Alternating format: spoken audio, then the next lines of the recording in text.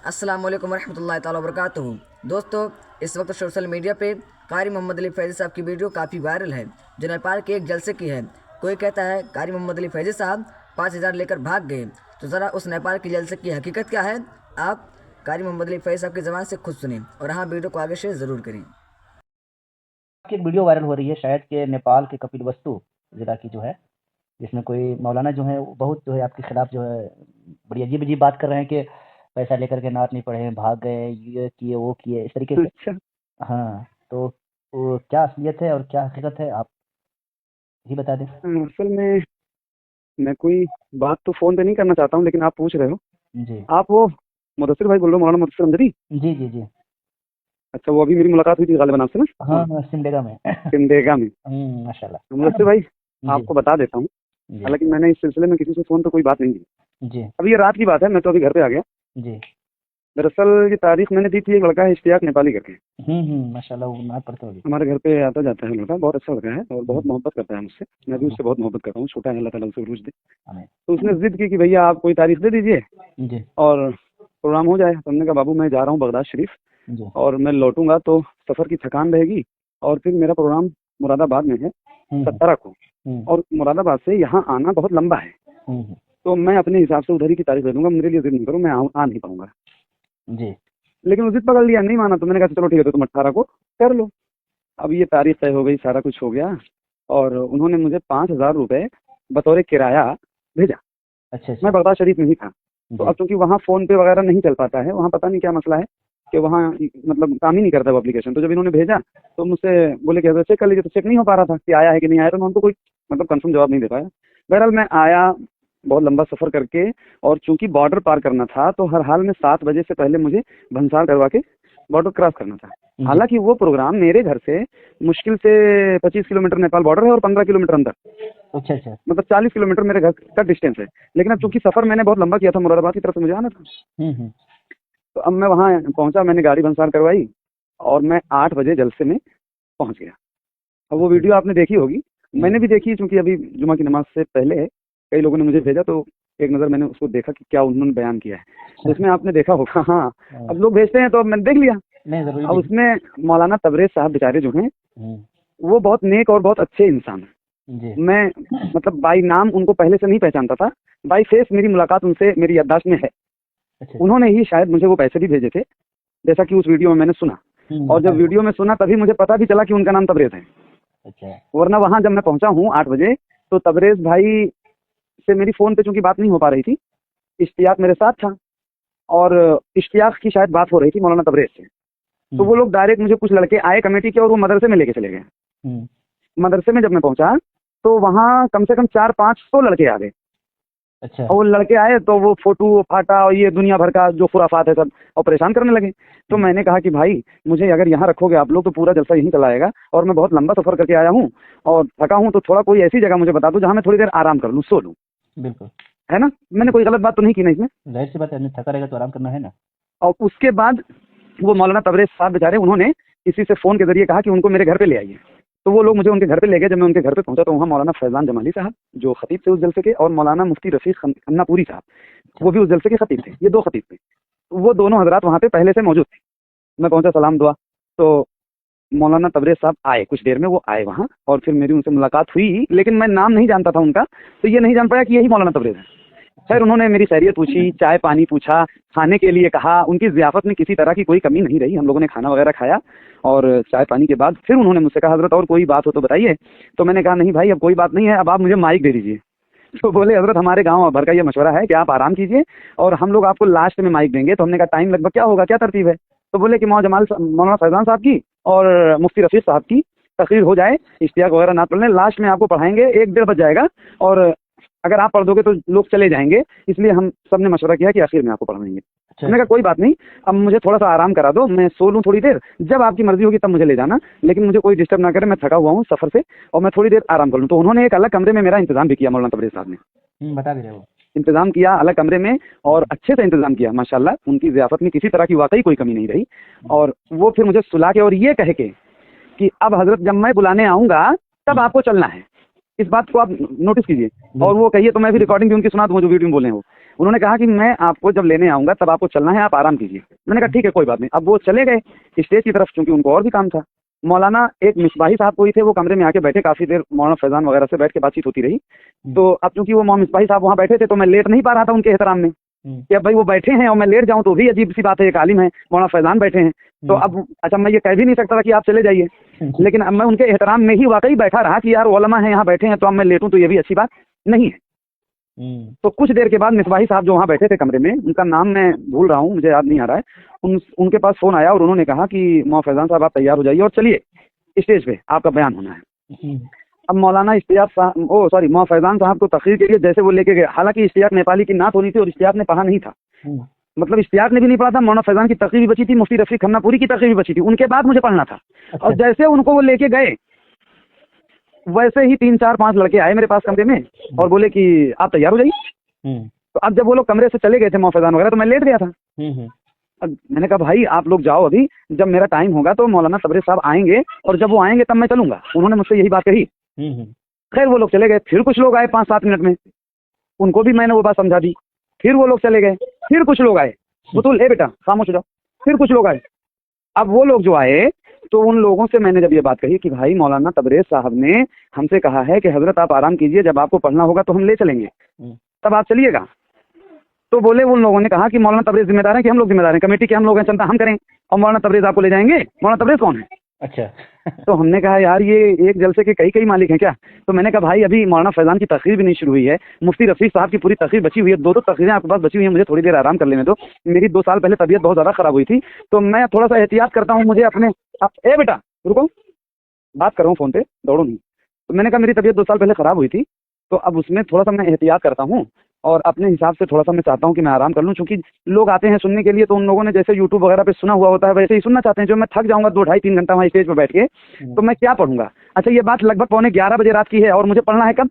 1 बजे। 2 तकरीरें हो जाएंगी उसके बाद, अभी 11:15 बज रहे हैं, इश्तियाक नेपाली खड़े भी नहीं हुए हैं, मौलाना फैजान की तकरीर बाकी है, मुफ्ती रफीक की तकरीर बाकी है, उसके बाद मुझे पढ़ना है, आप समझो।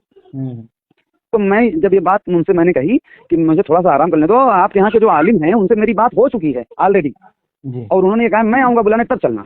तो बोले वो कोई जिम्मेदार है क्या? हम लोग कमेटी के हम जिम्मेदार हैं, हम जाएंगे बुलाने के, हम ले जाएंगे अपने हिसाब से, क्यों उनके हिसाब से। तो मैंने कहा ऐसी बात ना करो भाई, ऐसे नहीं बोला जाता है, वो आलिम है और आप यहाँ के इमाम होंगे या कोई जिम्मेदार आदमी होंगे, उन्होंने कहा तो उनकी बात का लिहाज रखो। तो बोले कि अरे तुम लोगों को खाली सोने के लिए और खाने के लिए बुलाया है। अच्छा ये जुमला? हाँ तुम लोग खाली सोने और खाने के लिए आए हो जलसे में, हमारी चले तो हम किसी आलिम को बुलाए ही ना तकरीर करने के लिए ना पढ़ने के लिए। जितने आलिम आते हैं खाली खाते हैं सोते हैं। उधर एक मौलाना सो रहा है और एक तुम सो रहे हो, मतलब मुफ्ती रफीक साहब उधर सो रहे थे। अच्छा। उनको भी कि उधर एक सो रहा है और एक तुम सो रहे हो, ऐसे। और जितने हैं सब ऐसे ही खाली खाते हैं और सोते हैं जलसे में पहुंच के, इनको कोई मतलब नहीं है। हालांकि होना ये चाहिए कि ईशा के बाद जैसे जलसा शुरू तब से लेकर जब तक खत्म ना हो तब तक जलसे में स्टेज पर बैठना चाहिए तुम लोगों को। ऐसे मतलब बहुत सख्त लहजे में बदतमीजी के साथ और भी बहुत सी बातें उसने कही जो मैं नहीं कहना चाहता हूँ। तो ये बात मुझे बुरी लगी कि यार ये मुझे तो कह ही रहा है और उलमा को भी कह रहा है, तो कम से कम मेरा एहतराम नहीं करता, उलमा का तो एहतराम करता। तो मैंने कहा भाई आपकी ये जो बात है ना ये अच्छी नहीं है, इस तरह की बात ना करो। तो बोला हमारी चले तो हम जलसा ही ना करवाएं, तुम लोगों को बुलाएं ही ना, ये सब पागल हैं कमेटी के लोग और जिद करते हैं, मानते नहीं है कोई बात, मतलब तरह तरह की बात उसने जितनी खुराफात करनी थी उतनी खुराफात की। तो मैं उठा भैया, मेरी गैरत ने गवारा नहीं किया कि अब इतनी सारी बातें यहाँ ये कर रहे हैं बदतमीजी से। और जब मौलाना तबरेज़ ने कह दिया था कि अच्छा, मौलाना तबरेज़ साहब ने वीडियो में कहा है कि आलिम से बात करेंगे तो आलिम की तरह जवाब मिलेगा, जाहिल से बात करेंगे तो जाहिल की तरह जवाब मिलेगा।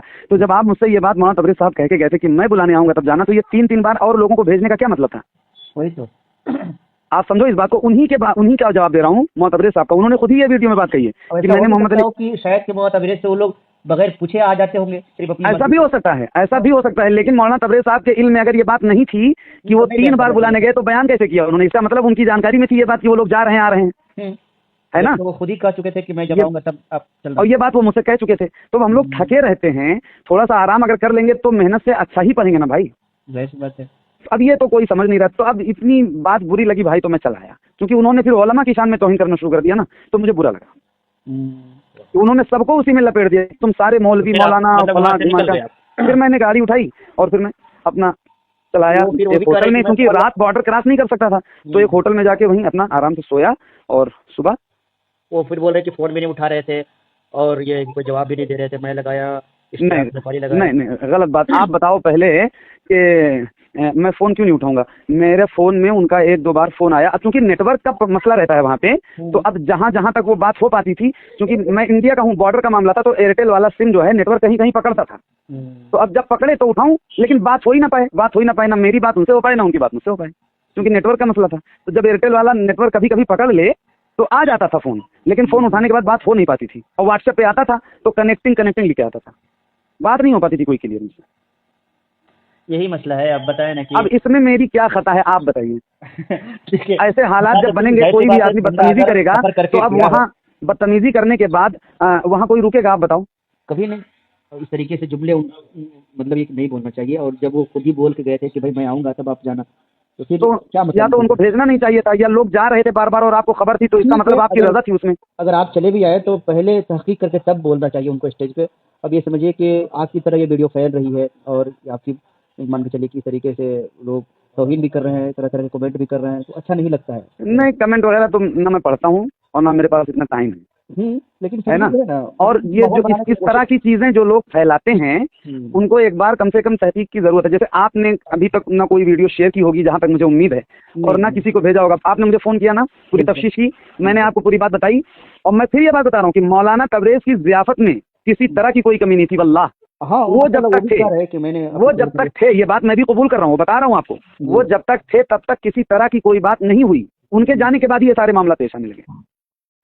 चलिए, ये माशाल्लाह, या तो फिर उन कमेटी वालों में और तबरेज में कुछ ऐसा आपसी रंजिश हो जिसकी वजह से उन लोगों ने ऐसा किया हो। वल्लाहु अलम बिस्सवाब। मतलब कयास कर रहा हूँ मैं, बाकी मैं कोई मेरी कोई तहकीक नहीं जाना चाहिए इसको, क्योंकि अभी आए दिन स्टेज के जो है क्लिप्स वायरल हो रहे हैं, अच्छा माहौल नहीं बन पा रहा है, समझ रहे हैं। हम लोग चाहते हैं कि नहीं, आप बताइए, आप मुफ्ती साहब, अमजदी साहब, मुदस्सिर भाई, कि अब इस तरह के हालात अगर आपके साथ पेश आएंगे तो आप क्या करेंगे? आप बताइए। कोई आपके सामने उलमा को कहेगा और ऐसे कहेगा तुम लोग खाने सोने आते हो, तो इस तरह की चीजें आएंगी तो क्या करेंगे आप? ये दर्द कुछ तो जमीर जिंदा है ना भाई। थक के मर के सफर करके पहुंचो और उसके बाद ऐसी इस तरह की बातें कोई करेगा। और मौलाना तबरेज साहब कह रहे हैं कि आलिम से बात करेंगे तो आलिमाना जवाब मिलेगा, जाहिल से बात करेंगे तो जाहिल। तो मैं बात करने तो गया नहीं था उन लोगों से, वो लोग बार बार खुद ही तो आ रहे थे। बिल्कुल। और मैंने अपनी बात ही रखी थी कि मुझे अभी मत ले जाओ, तबरेज साहब जब आएंगे तब चलूंगा मैं। उन्होंने कहा कि मैं, ये भी है मोहम्मद अली भाई कि आपने कभी किसी को फोन भी नहीं किया कि मुझे प्रोग्राम दो, और फिर प्रोग्राम बुला कर किस तरीके से जलील करना हमको अच्छा नहीं लगता है। मैंने, अच्छा, मैं खुदा की कसम, मैं तहदीस नेमत के तौर पे मुदस्सिर भाई ये बात मैं आपसे अर्ज कर रहा हूँ, और मेरे रब का बड़ा एहसान है, मेरे असातिज़ा और वालिदैन की और मुझसे मोहब्बत करने वाले लोगों की दुआएं हैं मुझ पे, अल्लाह का शुक्र है। मेरी मेहनत से कुछ भी नहीं है मेरे पास, सही बता रहा हूँ मैं। और प्रोग्राम की जहाँ तक बात है ना, अगर सही मानों में प्रोग्राम ही खाली प्रोग्राम ही अगर करना हो तो रमजान में भी प्रोग्राम हो जाएंगे। लोग खाली फोन करके ये कहते हैं ना कि कोई भी तारीख दे दीजिए, लेकिन अब ये लोग पता नहीं जैसे जलसे में बुला के एहसान करते हैं। अच्छा, वहाँ मैंने उनको तारीख दी थी तो पहले मना किया था कि मत बुलाओ, मुझे बहुत लंबा सफर करके आना है, रहने दो, लेकिन वो जिद कर गए कि नहीं आप तारीख दीजिए भैया, तारीख दीजिए, तारीख दीजिए। बगदाद? हाँ, मैं बगदाद शरीफ गया हुआ था। वहाँ से डायरेक्ट आया? नहीं, उसी प्रोग्राम पे? नहीं, मुरादाबाद होते हुए आया। अच्छा, मुरादाबाद होते हुए ना, फिर भी एक लंबी मुसाफत है। हाँ, 600-650 किलोमीटर का सफर करके आया बाई कार, बताइए। और उसके बाद ऐसी सूरत हाल पैदा हो जाए तो फिर क्या होगा, आप बताओ। खैर, ये रिकॉर्डिंग में कर लिया हूँ ये सारी बातें, अगर आप शेयर कर दूं। बिल्कुल आपकी मर्जी है, जैसा आप चाहें, आप मेरे भाई, कोई ऐसी बात नहीं। इसीलिए मैं फोन किया था कि लोग जो है मतलब ये कि जो बदगुमानियां अपने दिलों में। अच्छा, आपसे भी मेरी मुलाकात हुई है, आप बताओ मैं कितना मगरूर हूँ और कितना बदअखलाक हूँ, आप बताइए। अरे नहीं यार, जो करीब से जानेगा वो न जानेगा। आप भी दुनिया देखते हैं, लोगों में जाते हैं, उठते बैठते हैं, कम से कम कुछ तो चेहरा शनास होंगे आप। बिल्कुल, कुछ तो पहचाना होगा ना। मेरा दर्द था, मुझे तकलीफ हुई भाई, तो मैं आया वहां से, वरना मैं, अगर मुझे नहीं पढ़ना होता तो मैं भंसार क्यों करवाता, नेपाल में जाता क्यों, पहले ही मना कर देता, नहीं जाता। वहाँ इतनी कुर्बानियां देके गया। 25,000 रुपए लिए, झूठ बोल रहे हैं वो, उन्होंने मुझे 5,000 रुपए भेजे थे बतौर किराया। क्या और कोई बात नहीं। खैर, माइक उनके पास था, उनको तहकीक थी नहीं, उनको जो जो बताया गया, जो उन लोगों ने जाके बताया वो उन्होंने बयान कर दिया, उनकी भी कोई खता नहीं है। लेकिन यह है कि तबरेज साहब को थोड़ा सा एहतियात करना चाहिए था, एक बार मुझसे पूछ लेते, फिर बाद में वो वीडियो बना के डाल देते, ऑडियो डाल देते, वजाहत बयान कर देते। लेकिन अब क्योंकि उनको भी जवाब देना था, वो भी बेचारे जिम्मेदार आदमी थे, उनकी भी कोई खता नहीं है। शायद की रिकॉर्डिंग पहुंच जाए वहाँ तक। नहीं, पहुंच भी जाएगी तो अच्छी बात है, और नहीं भी पहुंचेगी तो कोई मसला नहीं है। जो बात सच्ची थी वो मैंने बता दी। अब बिला वजह मैं वहां से चला आया तो मौलाना तबरेज को गलत कहना, इल्जाम उन पे लगाना, ये गलत है ना। जिसने मेरे साथ अच्छा किया उसको अच्छा ही कहूंगा। और अगर उन लोगों ने ये नहीं कहा होता ना कि वो कौन है, हम लोग कमेटी के हैं, हम लोगों ने बुलाया है, आप उनके कहने पे क्यों जाएंगे, जब हम कहेंगे तब ले जाएंगे। तो ये सब चीजें मुझे लग रही थी कि यार जिस बंदे ने मुझे इतनी मोहब्बत से बुलाया उसी को ये लोग उल्टा सीधा कह रहे हैं।